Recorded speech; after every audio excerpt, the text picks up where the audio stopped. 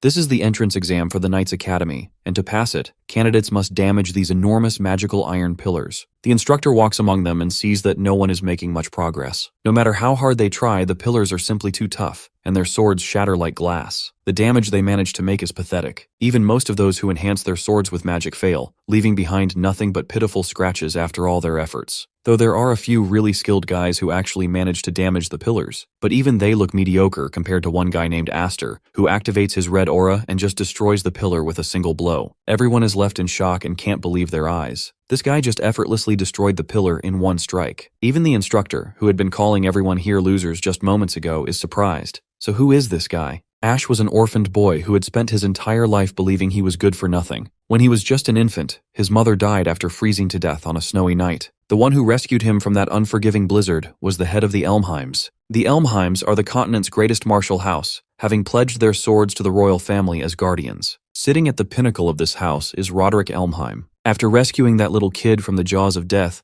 Roderick became his surrogate father. While growing up in the Elmheim family, Ash was constantly looked down upon for not having wings on his back. You see, wings are a symbolic representation of the magic and power one possesses. The more wing crests you have on your back, the greater your abilities. But since Ash had no magical powers within him, he was dubbed the Wingless. Still, the unfairness of fate didn't keep him down. He continued practicing relentlessly in an attempt to get stronger, holding a firm belief that hard work always pays off. And indeed it did, just not in the way he hoped. He lived his entire life following his father's pointers, doing everything he was told. Yet in the end, he was betrayed. His father wanted him dead. Along with his other sons, they finally ambushed him. The boy tried his best to fight back, but being magicless, he couldn't really go up against his despicable father and his wretched brothers. Eventually, he was tied down and pierced through the heart. Before his soul escaped his body, he posed a dying question to his father. Why did he raise him if he wanted him killed to begin with? It was then revealed that his father never intended to have him around. The only thing he wanted was to steal the 7 wings Ash was born with. Now that he had stolen what he raised him for, it was finally time to discard this wingless boy. Of course, Ash wanted Roderick to explain what the hell he was talking about. But the only response he got in return was his merciless brothers stabbing him to death while his father simply walked away. As his consciousness began to fade, he started to feel cold, and soon found himself back among the living. He is currently inhabiting his infant body. He has regressed to the moment when he and his mother were ready to die in the blizzard. Sadly, his mother is already dead in the snow, leaving him behind. Moments later, he hears an entourage of knights looking for his mother under Roderick's command. Their agenda is to retrieve the infant, and that infant is our boy. This sounds all too familiar to Ash. He recalls that in his previous life, he was told he was found on a blizzardy night. This makes him realize that perhaps he has regressed back in time. Realizing he is in danger, the little infant begins crawling his way through the snowfields. The magic exuding from him helps keep his body warm.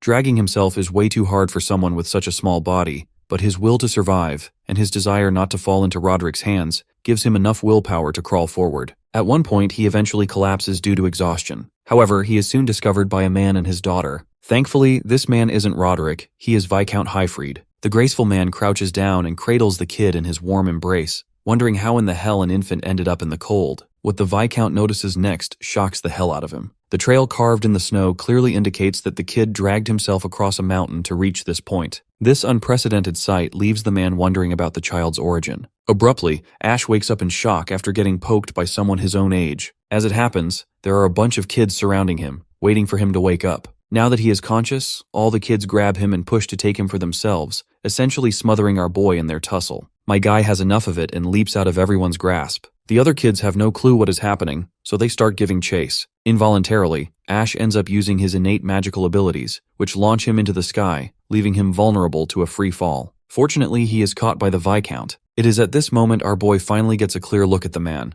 only to be shocked when he realizes who it is. It turns out this man is Duke Roderick's older brother, Viscount Highfried. The poor guy is devastated. He crawled all the way through the blizzard only to end up in another house of Elmheim. Here is a little context about Highfried Elmheim. This man rules over the Viscount house, a branch family of the Elmheims. Highfried once stood as one of the twin wings, alongside his younger brother Roderick, entrusted with protecting the royal family. However, Viscount Highfried supposedly met his end while fighting in a civil war. His death apparently led to the downfall of the Viscount house. Seeing this man alive only solidifies Ash's previous assumption about having returned to the past. Though ending up in his enemy's brother's house was something he never even considered, the mistress takes hold of this peculiar child who literally launched himself into the sky using magic. She had doubts that he wasn't a normal boy, and this confirms her suspicions. Even the Viscount thinks that the child harbors immense strength, and the wings etched across his back are living proof of that. The kid has 7 wings on his back. When little Ash realizes that the boy who was once considered wingless is actually the owner of 7 wings, he is stunned. Everything clicks. He finally understands what Roderick meant back then. In his past life, that bastard merely rescued him with the intention of stealing those 7 wings that rightfully belonged to our boy. The thought that he was mocked and looked down upon for being wingless by Roderick is infuriating. Just then, the mistress poses a curious question to the Viscount, wondering what he plans for this kid. The Viscount stands in cold silence, which makes our boy dread the worst. He has been robbed of his wings once, and he doesn't want history to repeat itself. Contrary to what the kid had been dreading, the Viscount shows a very positive attitude toward the child and wants to adopt the infant as his son. Extending his hand, the man pats his newly owned kid to express his affection. He sees this child as a weak fledgling unfamiliar with the ways of worlds, a bird who has yet to learn how to take flight. He decides that until the day the kid learns to soar through the skies with his wings, he will take the responsibility of raising him. Ash's eyes light up upon hearing such sincere words because he can tell they are honest. Eventually, the other kids also stumble across the room while attempting to search for our boy. The oldest among them expresses how worried they were about him. One little girl approaches her mother and requests the name of this child. The woman holds the kid up just like Rafiki holds Simba and graces him with the name Aster. His name symbolizes a new star who has been born into the family. And just like that, 10 years pass. Lord Highfried makes his grand arrival right outside a massive mansion of Duke Roderick. Following him is our boy Aster, accompanied by his sister, Alphen. She is the same adorable Alphen who was just our boy's age back then. Now, she has turned out to be a fresh flower plucked straight from a garden.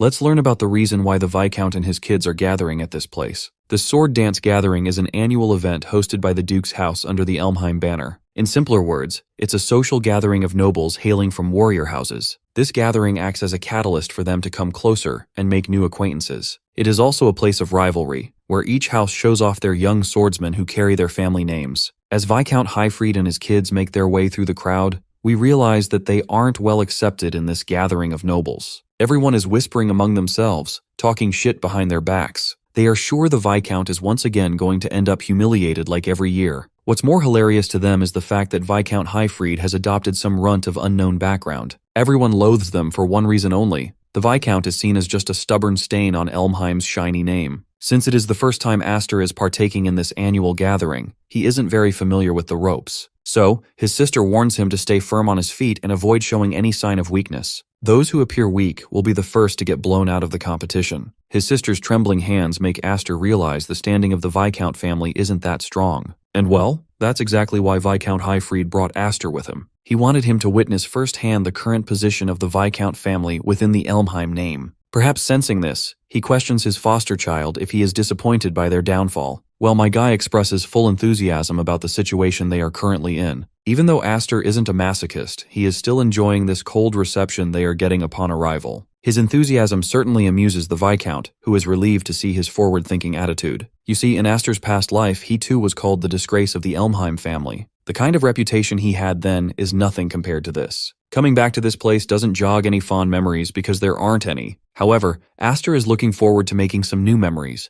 that will be painful to some, but amusing to him. After all, he isn't the runt he used to be. He has his 7 wings, which is more than enough to devastate both of Roderick's brats. This time, he is ready to make a spectacular debut that he always deserved. Fast forward to the arena, with 2 contestants already duking it out. In an era where everyone yearned to become a knight, an individual would have to compete hard to stand at the pinnacle. For that, a knight must possess both strength and elegance. To achieve strength, excelling at swordsmanship is necessary, while elegance and splendor can only be earned through fame. Those who possessed both qualities were granted the absolute family symbol, the wing crest. As one of the contestants takes the title of the wing crest, the audience erupts in a round of applause. The intensity and energy in the air are as intimidating as ever, and it never fails to rattle Alphen. Since both her other sisters, Fren and Freya, had already witnessed the cutthroat intensity of the competition, they simply refused to even join as spectators. The victor must dominate and humiliate the loser in an effort to show off their dominance. Even the sight of the loser in front of him reminds our boy of his miserable past self, who was a laughingstock for others too. His sister abruptly interrupts his thoughts, snapping him out of it. Perhaps she thinks he is feeling scared, which is understandable since it's his first sword dance gathering. Well, it's clear his sister is misunderstanding his situation. He is far from scared, and when he proclaims it confidently, his sister gets confused for a moment. Right then, the Viscount announces his departure for the time being since he has a conference meeting to attend. Before walking away, he hands over the responsibility of Alphen's safety to our boy's shoulders. The girl feels offended for obvious reasons. After all, she is a year older than him. The father then also hands over a free loading screen tip to his son as well. Since there are many people around his age, he suggests he try to get along with them and make new friends. However, he quietly warns him to conceal the secret of his 7 wings from everyone. With that, the man is off, leaving the siblings standing there, surrounded by people who eye our duo like wolves. The both were receiving a condescending and judging glare, as if they were nothing more than intruders who didn't belong here. Our boy thought of the hostile atmosphere and figured it would be impossible to connect with people here. But suddenly he saw someone and immediately walked away from his sister, leaving Alphen in confusion. The boy had finally scored an opportunity to make friends, but that was just an excuse. The friends he's talking about are seated proudly. They're the sons of the main family, his previous siblings. The boy greets Darius politely, introducing himself by full name and stating intentions of simply dropping by for a hello. Grion, the second brother, explains that this is actually the adopted kid from the Viscount's family. Just hearing that much is enough to dazzle Darius, who mocks Aster for having the nerve to address himself as one of the Elmheim. Both of these brothers are the same cruel beings who killed him in his previous life. At the time, they were frightening to face against, but watching them now, Aster thinks they're nothing more than just a bunch of kids trying to act Sigma. Suddenly, Alphen comes along to drag her brother away, believing that Aster has done enough by greeting them. Of course, as she's taking him away, Darius calls out to her, insulting her for not hiding behind her father today. Having the authority of the main house, Darius demands her to come sit by their side and entertain the Elmheim heirs. However, Alphen isn't a bitch and refuses the order, reminding them that the two families never had a master-servant relationship. She forcibly drags our boy away, who shows hesitation and refuses to leave. Aster doesn't want to wrap up here, but Darius makes things much easier for the both of them. This bastard gets all fired up and starts shouting insults against the Viscount, who despite being a knight, ended up failing to protect the king. As a consequence, Roderick severed his own brother's arm off, making him a disgrace of the family. Alphen is stomaching all of these insults listening to Darius, but this man drops another zinger by pitying her for sharing his loser uncle's blood. The rage bait is successful, causing Alphen to go up and confront the mocking brat. She wants to stand up for her father, but her display of bravery is torn to shreds when he spits out his grape juice right in her face.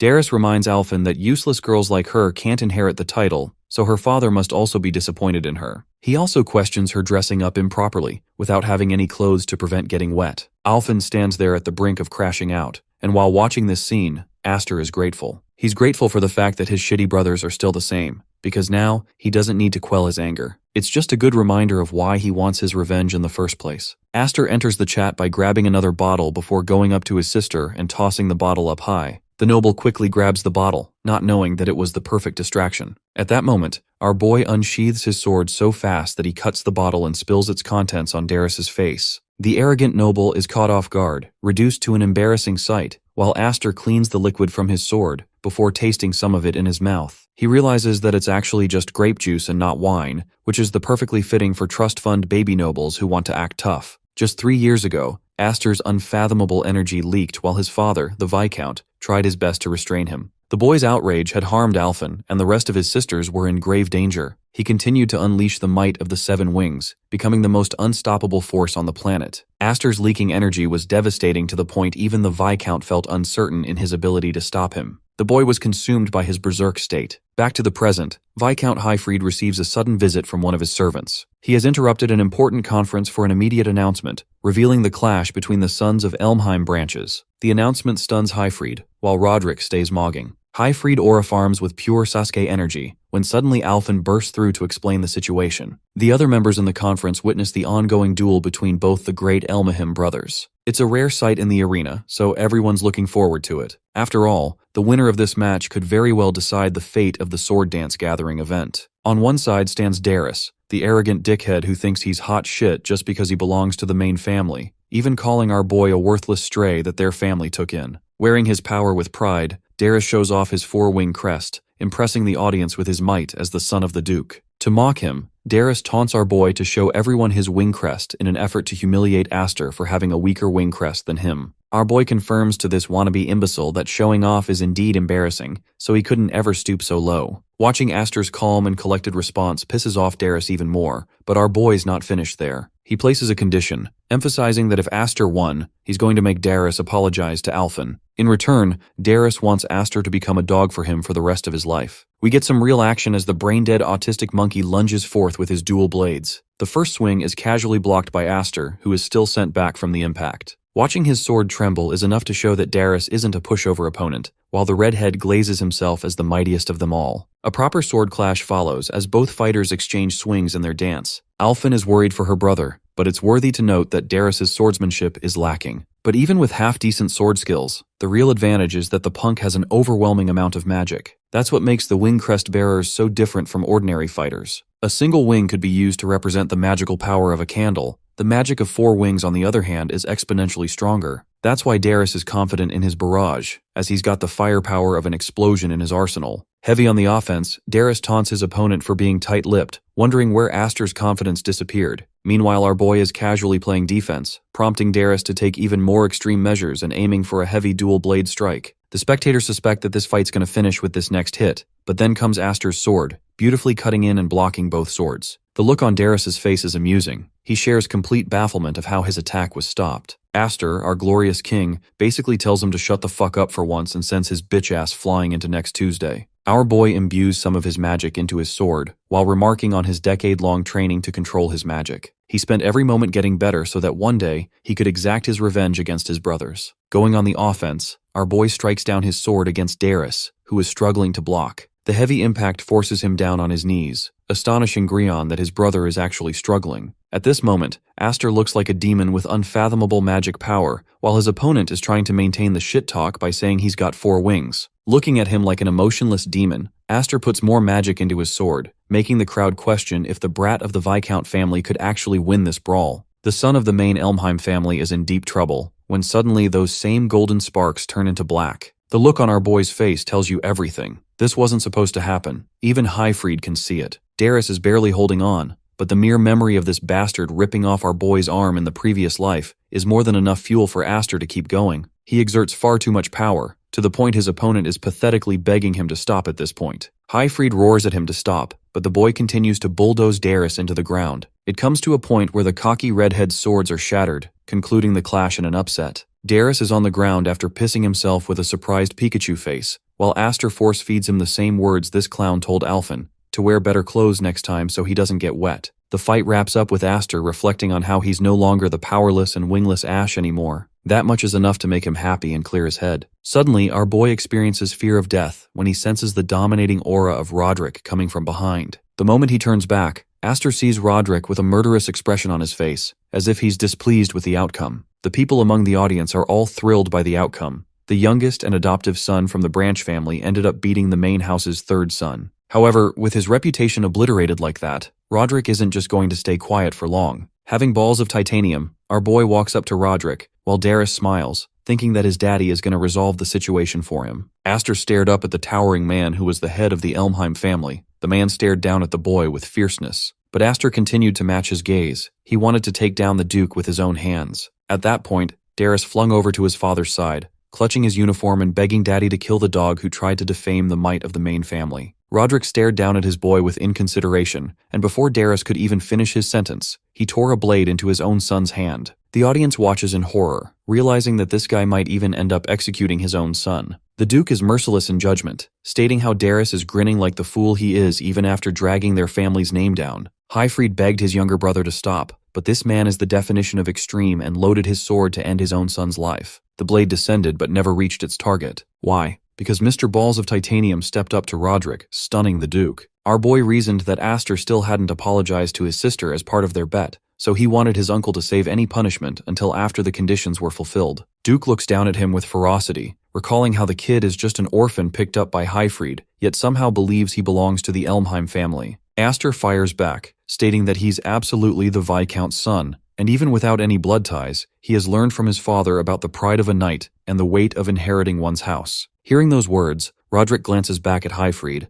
then makes an even more tyrannical argument. He thinks that it's Aster's fault for damaging the pride of the main family by showing off his pride in front of everyone. Even for a children's quarrel, it's far too much disrespect for the main house to handle. Roderick mocks Highfried for offering one arm already as the price for crossing him once, so now he wonders what the boy is willing to give up. Aster is in some serious hot waters right now because he needs a good argument. To set the tone, he assures his uncle that this was a proper duel, and not just any brotherly quarrel. He fought with a sword to answer Darius's swords and his insults against the Viscount family, even declaring that the person who can't avenge his own faults shouldn't have the right to bear a weapon in the first place. Those are the words of the Duke himself, so Aster isn't going to be offering even a single finger. The boy's got some mad guts and everyone can see that, refusing to believe that he's only 10. Roderick's intensity wears off as he sheathes his sword, accepting the argument. Then strangely, he tells the boy to quickly draw his sword. Terrified, Aster reaches for his weapon, but in that exact moment, the Duke's sword is already on his head. This man pulled a psych moment on a literal child and launched Aster crashing through walls. Alphen holds up her face in terror while the boy's father roars at his brother's cruel response. The Viscount leaps into the arena to personally challenge his brother, but the Duke doesn't even look at him as he blocks his attack. Highfried leaps up and down, running to check on Aster's condition. What he finds is a shattered blade,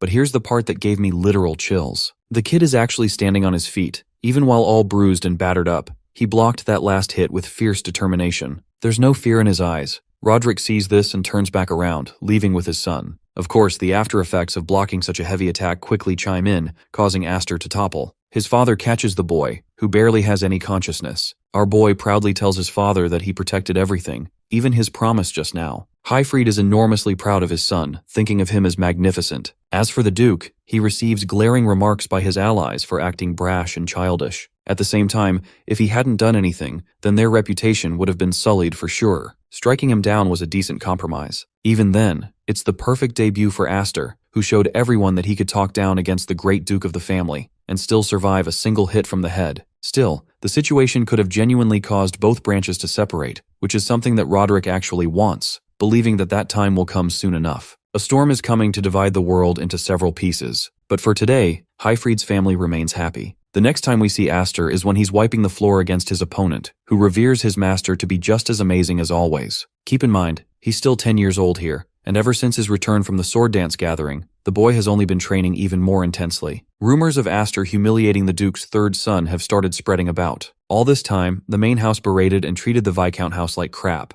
but something has finally changed for once. Running into action, our boy internalizes his skills at the sword dance gathering. He showed power and proved his worth. That alone should be enough to silence the voices that always berated the Viscount house to be a disgrace to the main family. But that was just a side quest. The real target for Aster remains unchanged, and that is to deal with the Elmheims. He's eager to see just how powerful he could become. And though he wanted to release uncontrollable strength at the gathering, he knew that it wouldn't be enough to defeat Duke Roderick. Wing crests are indicators of hidden pools of magic. They serve as strength indicators, but if that same magic can't be uncontrolled, then it doesn't matter how many wings you have. That's the case for Aster right now, who can't unleash the full might of his 7 wings. He can't even train for it because the second he tries to break into his 7-wing powers, he loses control. Anyway, Aster defeats another opponent and looks up to find someone else. Unfortunately, Bro beat all of them to the ground, so there's genuinely no one left to face him. Alphen finds her brother exerting himself again, refusing to restrain himself. She has actually come to inform him about the Viscount's call, prompting Aster to leave right away. But as he's about to leave, he glances back at Alphen's uniform, and she turns around to question his confusion. The thing is, she's wearing a different outfit than usual. She refused to wear this one in the past because it wasn't cute, but now Alphen has learned that she must also grow in a similar manner to her brother. Alphen points her sword in his face, declaring that the next time he returns, they're going to be having a little face-off. Our boy smiles, sarcastically hoping that his sister doesn't just kill him on the first hit. In the next scene, Aster knocks on the Viscount's door to attend his call. Highfried has been waiting for the boy and orders the boy to take a seat, indicating that the matter isn't trivial. Our boy sits down, while Highfried explains how 10 whole years have passed since they welcomed him into the Elmheim family. Putting something on the table, he shares how he wanted to wait until Aster had grown older, but figured now is the right time. The crimson ring resting on the table isn't just an ordinary gift, it's an heirloom that declares the boy's position as the next head of the branch house. Highfried openly announces his desire for the boy to inherit the Viscount's house. This announcement is unexpected for his son, and Highfried even admits that the position is fragile. The unfortunate reality is that there's still a branch family bearing the name of the Elmheims, which is why as lords of certain territories, they have duties to uphold and lands to protect.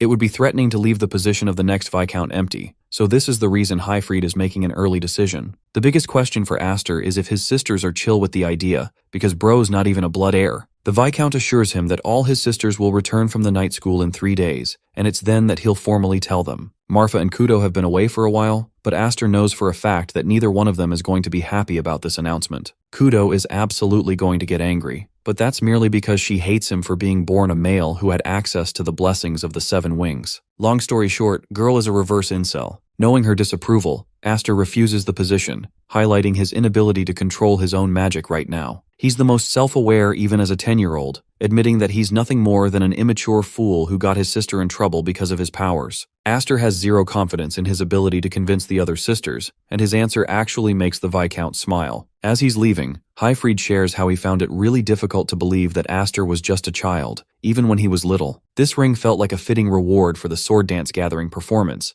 but if Aster is going to refuse the heirloom, then the next option is more fitting for him. Our boy's eyes draw open in shock at the sight of the gorgeous magic sword, Gram, a weapon capable of taming the 7 wings' power, the only sword that is capable of swallowing magic whole. In the next scene, both of them are out in the forest to test out the might of the sword. Aster doesn't get the point of coming out all the way here since the training hall would have been plenty to test its powers. But it's only because his beloved son is dangerous and breaks things often during training. The Viscount emphasizes that the magic sword is a legendary blade passed down to the eldest sons of the Elmheim family. This generational tradition is the reason why Highfried got the weapon, and he even brought it from the main house just to give it to his son. The Viscount tears off the sword's wraps, but much to the boy's shock, the sword doesn't have anything to work with. The weapon is literally broken and can't even be used for combat. But suddenly, when the Viscount channels magic into it, the same weapon pulses with blazing red mana, creating a sword full of magical power. That's why this weapon is considered the Blade of Potential, because its limits are only decided by its wielder's capabilities.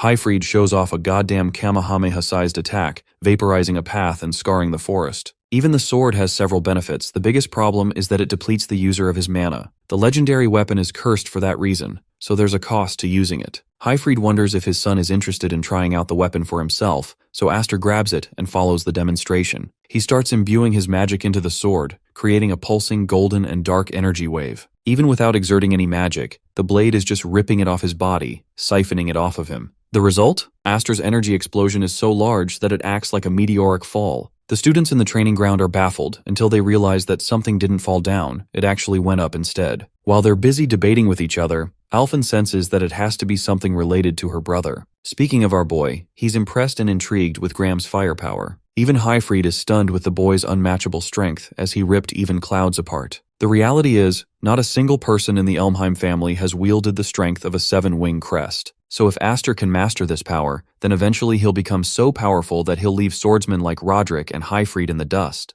The very thought of being able to surpass the head of the family is motivating enough for Aster. However, the Viscount leaves the boy with a warning. If people learn about his bottomless power, that he possesses the 7 wings, it's absolutely given that they'll despise and target the boy. Several will use schemes to manipulate and take advantage, while others would exploit opportunities to kill the boy. Offering his hand, Highfried believes that until Aster becomes unstoppably strong, he needs to train harder from now on. The boy clasps his father's hand, admitting that he refuses to lead a miserable life like he did in the past. Thankful to his father, the boy promises to master the 7 wings no matter the cost. 3 days passed from that point. The sisters that left for night school were welcomed back into the family. Kudo and Marfa have returned, and immediately the eldest sister reaches out to the little ones for a wide hug. But instead of embracing her, the younger sisters run up to hug Marfa, rejecting Kudo like she never even existed. The poor girl got cooked so hard, it turns out the little sisters despise Kudo for teasing them and messing up their hair. Kudo pretends to be cool, acting like that never even happened because she's mastered knightly etiquette. She glances back towards Alphen, before charging at her for a hug. Alphen doesn't even get how she's being dragged into their mess, while Marfa looks around, curious to note why Aster's missing from the party. The mention of the boy drags down Kudo's mood, who seems to have no interest in caring about him. Speaking of our boy, the kid is a menace right now and unleashing bursts of magic. Mastering his weapon has become a pain. So far, he can wield the magical blade, but suppressing its enormous energy is difficult. Somehow the Viscount could do it easily and control his output. Watching him train so intensively, Kudo greets her little brother. The boy is surprised to see her return like that, while Big Sister scolds him for not even having the respect to welcome her return. Kudo continues to berate him, questioning Aster's ego and asking if he's really so special for the ordinary Elmheims. She even heard about the things that went down at the sword gathering event. The whole night school couldn't stop yapping about Aster's performance. Calmly replying back, the boy highlights Kudo as truly special in her own way. Despite being a trainee, she has experienced several dangerous missions and survived all of them. She was the only knight in her group to receive the Medal of Honor of the Year. However, Kudo thinks it's just the bare minimum for her to inherit the Viscount's position. Kudo then reveals her knowledge of Aster's refusal to become heir, and she even knows that he refused the position for her sake. Bro is low-key frustrated that his father couldn't keep something private for once, and clarifies that he only turned down the position because he felt inadequate and underqualified. In response, Kudo walks up to a tree nearby, remarking how both her father and brother know about her lifelong dream, and yet, they're both cruel. Aster watches in shock as she cuts down the tree, swiping it all the way towards our boy. Luckily, he dodges it just in time, questioning what has gotten into his sister all of a sudden. Facing him with the full intentions of combat, Kudo remarks that she's here to test his skills. This time she won't be holding back even a little. The boy tries to stop her from doing something reckless as his weapon is still incomplete, but she thinks he's making excuses that the enemy on the battlefield will ignore. Aster can't believe that she's announcing herself as an enemy, while the knight remarks her only condition for life is to always be prepared for battle. Getting into stance, she warns him not to hold back, or else he'll be completely smashed into the ground. Kudo lunges with incredible speed to take her brother down, while Aster struggles to face his sister, especially since he hasn't controlled his magic just yet. With no choice left, he activates the magic sword, knowing it's the only thing that's going to protect him from Kudo's wrath. The battle between the strongest siblings begins. The fight starts with the older sister playing rough, praising her brother for being just as adept with the sword as he was before. A part of her is going frenzy, while at the same time curious if he can keep up with her swordsmanship training at the Knight Academy. While she's overwhelming him, she's also disappointed that his control over the sword is pathetic. Kudo taunts him for his lack of magical coherence, before slamming him away. Our boy is sweating bullets right now, knowing that his sister is going as hard as ever on him. That's always been how Kudo was like, even when they were little. It makes him wonder if it's because he's the only male in the family, the one who bears the right of succession, or if it's because he's special, someone who possesses a wing crest surpassing all the others. Kudo has always been tough on him, challenging his limits in every battle, calling the world unfair. In other words, she's the kind of person one would expect to be his natural enemy, and right now she's speed blitzing this man, teleporting right in his face as she delivers yet another powerful slash, roaring at her brother for being unfit for the rank of head of the house. The conversation shifts to Highfried and the other siblings. They're unsure if this is the right thing as it might result in a proper casualty. But Papa knows that this fight is necessary to resolve their sibling differences. Reckless it may be, it still won't reach to the level of ruin for either of them. Or at least that is what their sister hopes, but she's curious why they were being immediately summoned from the Knight Academy in the first place, because it's not like he desired to speak of the succession to begin with. Highfried confirms this, before pulling out an envelope from the box, revealing that it's actually a summoning from the main Elmheim house. Apparently the elders who led the core of the house want to see the face of their grandson once more.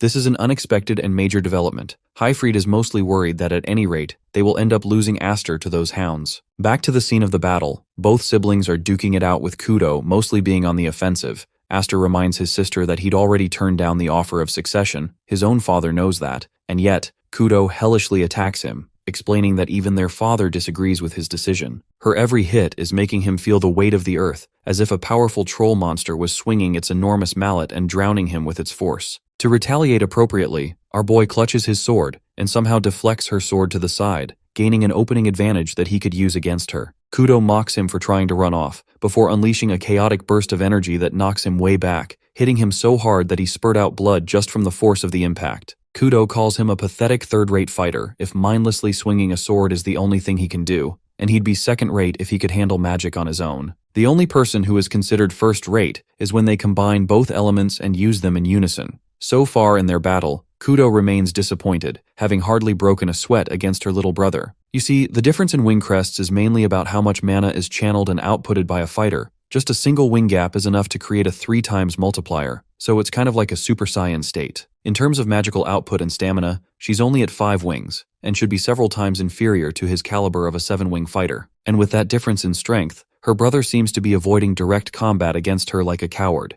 even refusing to use swordsmanship to his advantage. Kudo smiles, taunting her brother for distrusting his own abilities, intrigued if he's worried about going berserk and causing damage like he did 3 years back. Her words hit him like a cannon to the head. Deep down, our boy just realized that he may have been subconsciously limiting his own powers out of the fear of hurting people again. Looking at his weapon now, it makes him wonder if that limitation is becoming an obstacle in his wielding of the sword, because he's suppressing his magic. Kudo is frustrated. The brother who stands before him has everything she could ever want, and yet he's being arrogant without even realizing how lucky he is among them. The sister lunges forth to steal it all from him, pushing him one last time to actually lock the fuck in for once. In response, this man swings his sword with the cleanest cut, deflecting her full force strike with a single swing. He then thanks his sister for helping him awaken, making him remember what he's truly capable of. What shocks her next is how this man is jumping up in her face without even manifesting his magical sword. Kudo knows that this guy clearly hasn't run out of mana, but bro is going full psycho mode at this point. She aims to block this swing, while preparing to unleash the unending magic hidden deep within his special crest.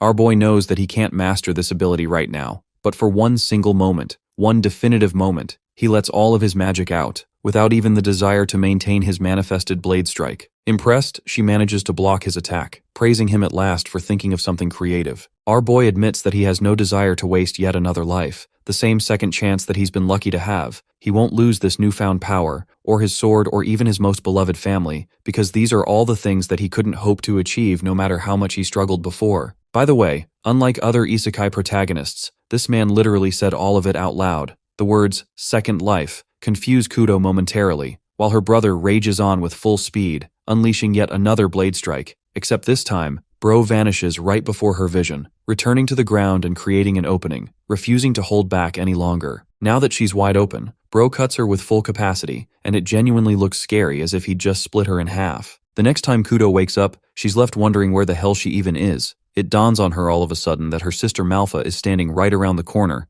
expressing how it took a while for her to wake up. Immediately realizing that she was knocked out, Kudo roared and asked about the duel she had with Aster, to which Malfa politely explained that the brother carried her all the way back here after knocking Kudo out, explaining how the sister actually slept in between the duel. Instead of insulting her or anything, Aster made it seem like it was actual fatigue that managed to get the best of Kudo instead, which is a shoddy explanation that not even the knight in training believes. After all, she remembers that one precise moment in which she was left wide open, in which her brother had cut her down, but she also knows that he must have disintegrated the mana sword right before impact, making her only feel like a tiny little fraction of mana cutting her body instead of the fully charged blade. I mean, it's kind of obvious that Aster is the kind of person who would never slaughter his own siblings, but Kudo knows, the kind of devil she saw in his eyes back then, really made her question if bro was about to send her ass to the Shadow Realm for good. Despite the fact that he's far younger, she can tell that Aster harbors quite the spiteful spirit in him, which makes Kudo smile if anything.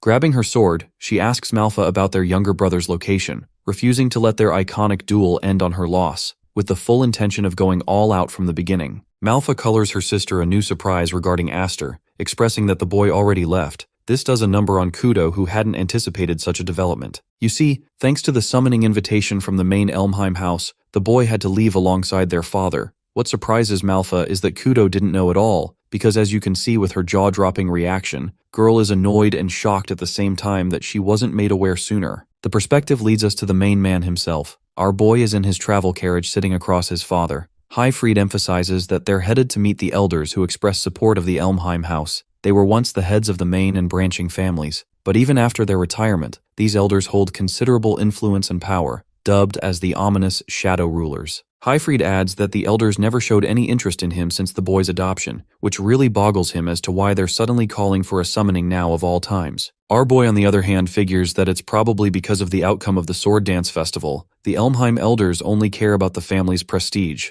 unlike wealth or even their lives. Any person who ends up tarnishing the prestige of their family is sent to get torn apart by the beasts, thrown into a cage of their demise. Highfried, who is genuinely worried about the boy's source of knowledge, asks how he knows all this. Aster makes up an excuse that he just heard it around somewhere. He's mentally resolved himself for there to be at least some kind of punishment involved. This stuns his father, who is a little annoyed that the boy didn't even wish a proper goodbye to his family despite knowing all this. Our boy ushers that it's okay. He wanted to leave quickly, and he also figures that Kudo would like it more if he wasn't around to mess with her. Aster also adds that it's thanks to the duel against his sister that he managed to obtain some level of control over his sword Gram, helping him draw even more power out of the special 7 Wings crest than ever before. That's why if anything happens in the upcoming meeting, our boy wants his father to stay out of it, resolving himself that he'll be fine. Before Highfried could respond back, both the father and son heard someone shouting just outside the carriage, roaring that the kid shouldn't act arrogant as he's young. Bro's eyes open wide when he sees Kudo's face plastered against the window. This psycho sister came all the way here chasing his ass down. The crazy sister flings herself right inside, annoyed that he didn't even say goodbye to her before leaving, though she's heard all the important stuff about Aster's summoning through the elders. Highfried declares Kudo by her full name, indicating a hint of annoyance, as he reminds the redhead that he can't take her to the main house. But that doesn't bother her at all. She understands her role here, but at the same time, Kudo fears that this summon is going to involve more cautiousness than Aster is letting on. Even someone like Sister Malfa knows this. Everyone is afraid that the boy will never return after stepping foot inside once. Now, our boy downplays the whole situation, acting like nothing bad will happen, but deep down, bro's also worried about getting jumped by the boomers too. Kudo scolds Aster, openly expressing her endless hate for him, starting off with the fact that he's the only boy among their family. Then he has the 7 wings, finally he gets the special treatment among them. She can already tell that he's far stronger than her, despite the difference among their age and experience. And then the kid also acts like a mature person despite being young. Even though she has all the reasons to hate her brother, Kudo can't forget the fact that he's part of their family, and even if he became the strongest person there was, she still wouldn't stop worrying about him as he's her brother. That's why she wants him to return no matter what, because next time,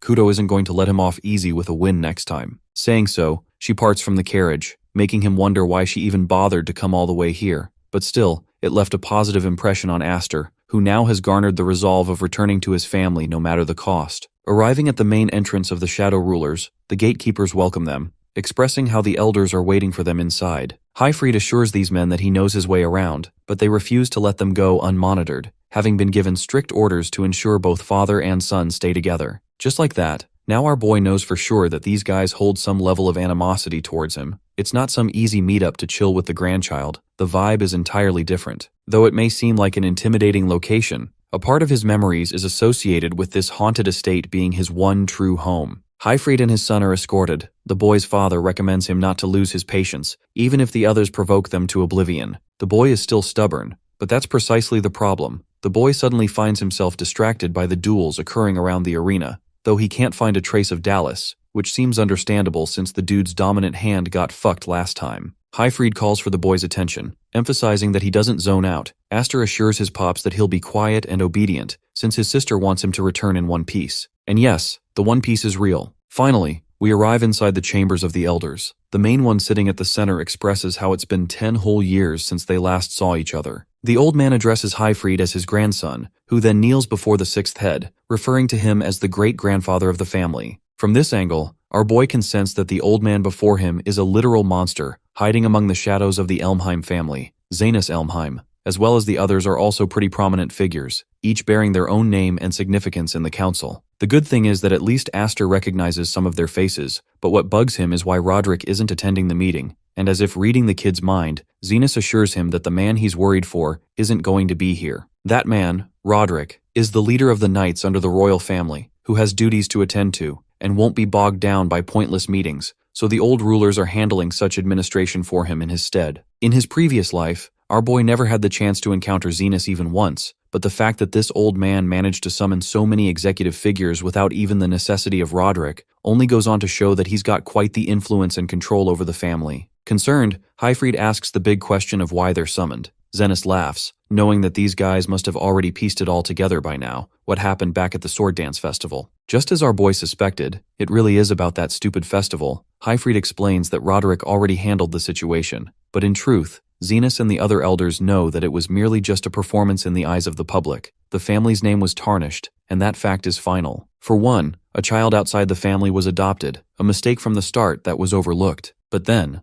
that same boy chose to go against the main family, tarnishing its reputation. The only answer left is to exile the kid, as the demons refuse to accept any other response. Even Highfried himself will be punished accordingly. Rising up from his position, Aster roars that he's the one who caused all the trouble, which shouldn't involve his father, but that man patiently accepted his fate and ushered his son to quietly accept. The elder scolds the boy for lacking discipline, to try and barge in a conversation between adults. Zenas stands up to show his respect, commanding over 12,000 knights under their own name. They're the ones who carry the weight of the Elmheim name on their shoulders, but the knights are not meant to be the only safeguard. They have other enemies, waiting for the precise moment to latch at their positions to get the top rank. Some of those people may even be present in this room right now. Smacking his cane with his every step, Zenas parrots that he desires a peace of mind, a proof that neither of them will cause any harm to the Elmheim family. So he grabs a sword and drags it up to Highfried's face, reminding him of what happened last time when he went against their family and lost his arm because of Roderick. In order to prove his loyalty to the family, Zenas gives him a torturous ultimatum to take off the head of his own son, Aster. If he does that, every charge against them will be dropped, but before they could even negotiate, Highfried hammered a strong refusal, stating that he would rather cut his own head off than kill his son.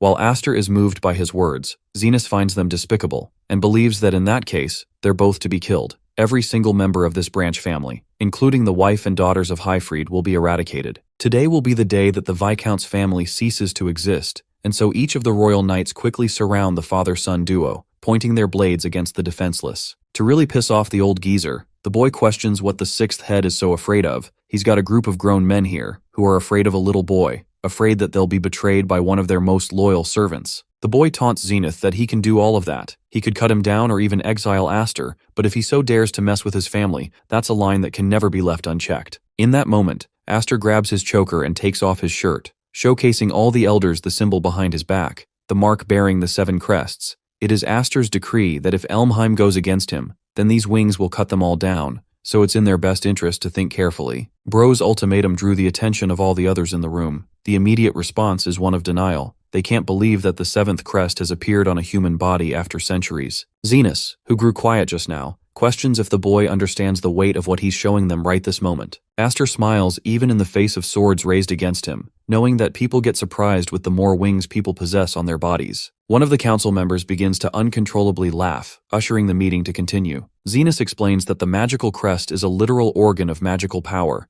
gifted by spirits which pass on across each generation, refining their strengths, and yet, not a single human has capably reached the 7th wing crest, the only exception being the originators of the crests themselves. Aster catches on and questions if they're trying to accuse him of being a member of the Spirit Clan. Zenas entertains the idea of his wings being authentic, while the Viscount watches in great interest. Our boy responds, explaining that he's still the son of the Viscount. The circumstances of his birth don't matter. What he's most curious about is if they're ready to have him as an ally or an enemy, because even if he was to be exiled from the family, there are other noble houses out there in the world who would welcome the unfathomable power of his wings at once. The ones who fear rebellion the most, the shadow rulers of this same council, will only attract more trouble to their doorstep, so it's in their best interest to have him as close to them as possible. After all, these 7 wings are bound to surpass even the might of the great Duke Roderick when he reaches his full potential. Those words scare the crap out of the elders, who know that the child is speaking the truth. The family of Elmheim isn't some monolith. Rebellions are expected, and in fact, one massive civil war is destined to break out soon, devouring the whole country, swallowing the future that Aster has already witnessed before his eyes. To make sure this family survives the onslaught that is to come, the boy intends to determine for himself what person he chooses as his allies or his enemies, even if he has to desperately take risks. Zenas, who is still on his high horse, shouts that the boy can't possibly be worth that much,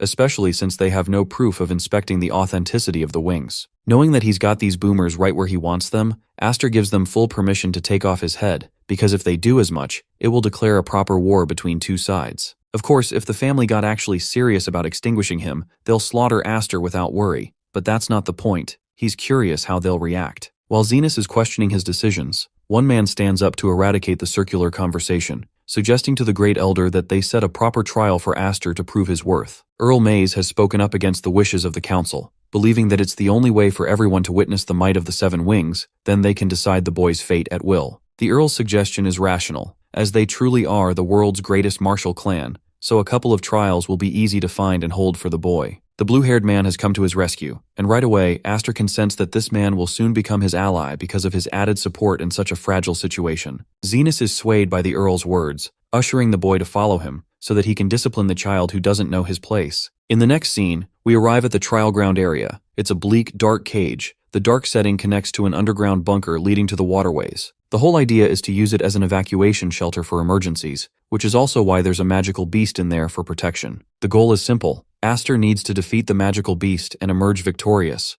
Highfried is pissed off that the kid got himself in trouble again, even after the Viscount hoped for him to keep the wings a secret. But this is the wise decision from Aster's front, because our boy knows he can't keep a secret like this in hiding forever. Leaving for the trial, the father advises his son not to let his guard down, while Aster goes out swinging down the chain like a literal badass. As he's descending, he glances at Earl Mays' most satisfied expression, as if he's expecting the boy to do well. Our boy makes contact with the bottom moments after, realizing that the setting is extremely dark, making it incredibly difficult to see. Then his eyes glance ahead in pure shock and horror, while Zenas explains that he already gave this trial to Dallas, so that he could reclaim his honor. What became of him, you wonder? Bro's head is laying around wasted. The guy couldn't even lay a finger on the beast. Having located the magical beast, Aster readies his sword, while Zenas expects great things from him. The The trial begins with the mighty beast roaring in Aster's face, an effort to intimidate him. Battle of life and death aside, our midget is only concerned with the fact that rumors of magical beast being kept inside the manor are true. Seeing Dallas's limbs torn apart makes even our boy want to pity the way the kid went out, which goes to show that the real monsters are the men sitting in the council room of this house. That aside, the magical beast gnaws at the boy, lunging to finish him in a single breath, but Aster gorgeously responds with a single slice, which shreds the creature with cuts all over its body, stunning all the elders through his might. After the fight, the boy's left with a disappointing impression, stating how his sister, Kudo, is far scarier and stronger. But that's the thing, the fight's not quite over yet, as the same monster who was cut down is beginning to regenerate. You see,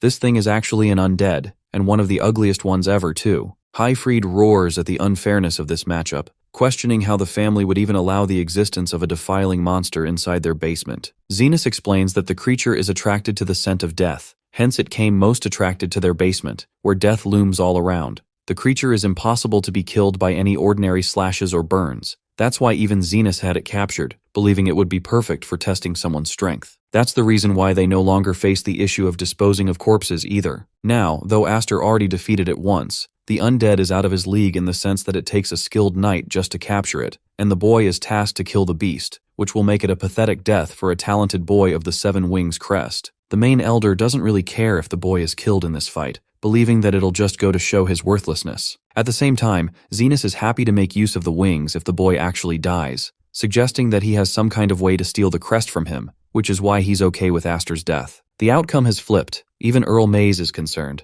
hoping for Aster to show everyone that he won't die easily. Back to the fierce duel, both human and monster are slashing each other, but despite every cut that he renders, Aster gets no response in return. The creature's own regenerative abilities far surpass the likes of any ordinary undead. The main issue with facing an undead is that it's, well, a fucking undead. To kill it properly means sunlight is required or some level of purification through a weapon of holiness. If either method fails, then simply escaping its wrath is the typical methodology. Common sense, if you will. However here, not only does Bro not have access to sunlight in the dark basement, he can't retreat either. Using the typical methods will make him seem ordinary, which is why our boy intends to create an everlasting impression as he obliterates the undead with progressively stronger force. His goal is to dominate this ugly monster with destructive, endless magic attacks, such that even the elders watching the duel are starstruck, questioning if the boy finally managed to defeat the undead. Zenas knows the real answer and merely watches with intrigue. The dust settles, and the elder expresses pity for what will now become of the boy, implying his doom. Right then, our boy gets snatched like a baby. Before being slammed into the ground, the undead is back to full health, on top of him with a one-sided advantage. The Viscount roars for his son, but Earl Mays urges him not to try and go help his son,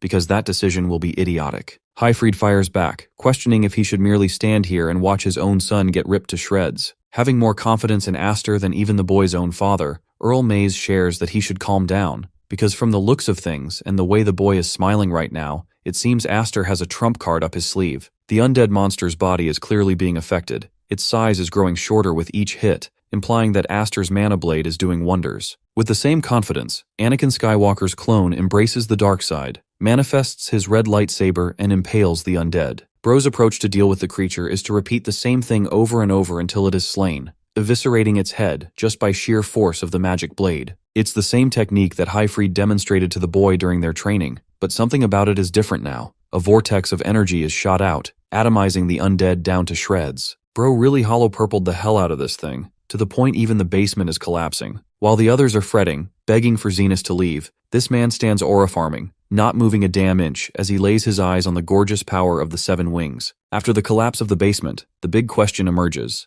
Where the hell did the undead beast disappear off to? Zenas knows exactly what happened. The beast was caught in a vortex of magical energy and couldn't regenerate as it died endlessly. It was a way to signify the sheer force of magical power, something that can't even be demonstrated by a technique, an unbridled display of power. Zenas then questions if Highfried involved himself in Aster's last attack, but the Viscount declines, explaining how he himself is surprised by the boy's ever-growing strength. The outcome has been made clear. Earl Mays points out that the boy should pass the exam. The rest of them don't have anything to say to object to the conclusion either, which is why Earl shouts to Aster, confirming that he won the trial. The kid is told to come up fast, but the young master can't really do that, since the chains are jumbled and he needs a rope instead. In the next scene, we have Zenas privately sharing a conversation with the boy, reminding him that if he misses this chance, he won't get another. Aster confirms that he doesn't have any interest in involving himself with the succession of the main family. His own presence in the main estate will trouble his cousins, and that's not something he intends to disrupt. In fact, the only place he considers home is the Viscount's house,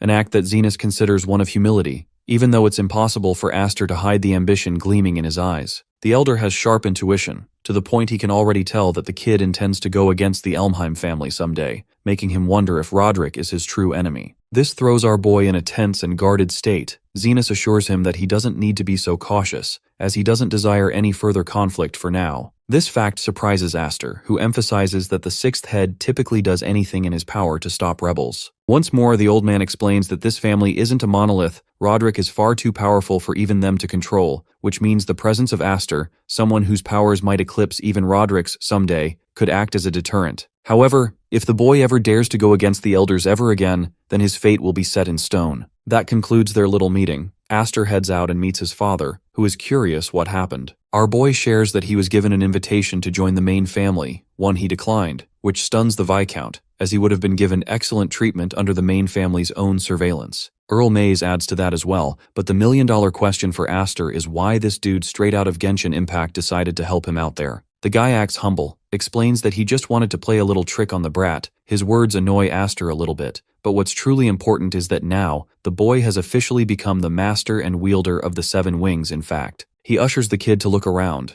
There are people who are already thinking about plotting Aster's demise or even stealing the power for himself, thinking that since the boy is young, they could use him somehow. The crest of the Seven Wings is no laughing matter, carrying its own weight outside of its wielder. Aster's fate is to be endlessly targeted by countless others now, which makes our boy shoot a skeptical glare at Earl Mays, to see if he's also one of those people. The man exposes his intentions, sharing that he's a director of a knight academy and loves to scout promising talent. The man at the back is no different. In other words, Prince Charming hot daddy girl dinner Wattpad. Professor over here is looking to enroll the boy someday. That concludes their meeting, leaving Aster with the impression that bro's quite the mystery. There's no telling if he's good or bad for now. Anyway, the boy's father comforts him and believes that it's finally time for them to head home, with Aster joking around that his mom is going to faint the second she sees so many injuries on him. Let's go ahead and visit Roderick's side of things from the main house. A knight returns with the explanation that Dallas lost his life in the trial, but the knight commander is merely curious about the news of what went down with Highfried's child. The knight internalizes that the elders didn't even give a damn about Dallas, but he does have something great to report, confirming the existence of the Seven Wings within the child. To his shock, the knight commander already knew about this, knowing that the power struggle between the Elmheim is about to shift, turning over a new leaf. The knight urges that they at least take some action, but Roderick genuinely doesn't care, expressing that if something as minor as this could have done something to this family, then Elmheim would have been lost many years back. This bastard is also plotting to obtain the power of the Seven Wings for himself one day, so for now, letting the kid roam free is just fine, while he can amusingly watch the journey of the infant that he let go that day, whose real name is Ash, the child of the Seven Wings. 4 more years passed after the meeting with the elders. The Dorasil Knight Academy is accepting new applicants to register, and among them, one person arrives to steal the limelight. Some don't even believe him to be the boy from the rumors. But anyway, the receptionist hands him the form to confirm that there will be no responsibility on their side if the applicant gets injured. First, the boy is expected to sign, and then show his winged crest, as confirming one's magical prowess is necessary. The receptionist is just following his protocol until he reads the name Elmheim, snapping his senses back at the kid in front of him. Aster, now more muscular and taller, amusingly asks if he should really present his winged crest, because he's confident his own face should be enough reason to let him in.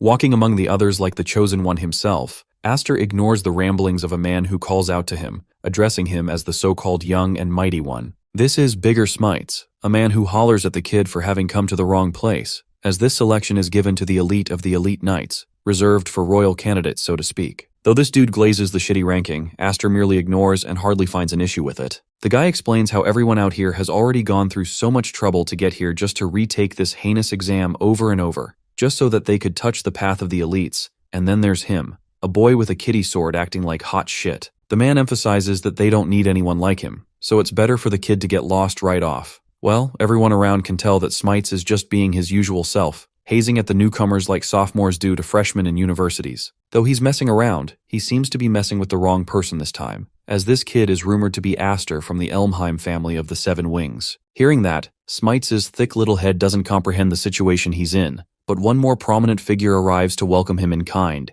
It's the cousin Grion, who is pleased to see our boy, denoting how no one here cares or has heard of Aster's existence. That's why he's making it known to them all that they're cousins. To piss him off in return, our boy offers his condolences regarding Dallas. Now that is going to leave a mark, but the cousin acts tough and makes it seem like Dallas needed to die as a weakling. Grion never really cared about his shitty older brother who always acted arrogant. And though he has no wind of the Seven Wings shenanigans, one thing is clear: he urges Aster not to underestimate those in the main family, because here, no one will protect him. That little warning note draws the attention of the bystanders, who quickly realize that the Elmheim family members are going to run a fade check among the candidates. The main and branch families are involved, but the funniest part is Smites' reaction, who is wetting his pants and hesitating with his every word against Aster, inquiring if the black-haired kid is truly an Elmheim. Our boy laughs at the shift in his tone, offering his hand and kindly stating that he's fine with the name Aster instead. The scene cuts to the first exam venue, where the examiner is grateful for the participation of the students,